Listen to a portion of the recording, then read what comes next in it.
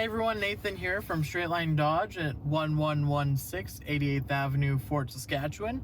Today I'm going to show you how to pair your Android phone to the UConnect 5 in a RAM.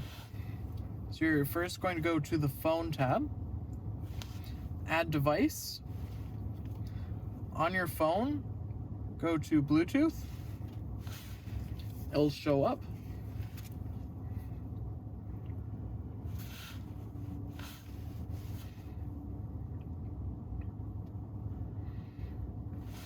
Allow your contacts. Allow access to messages.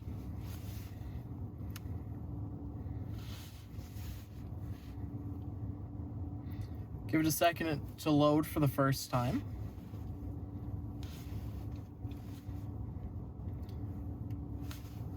Now you'll have access to Android Auto, or you can connect via just Bluetooth. Thanks for watching, and see you guys in the next one.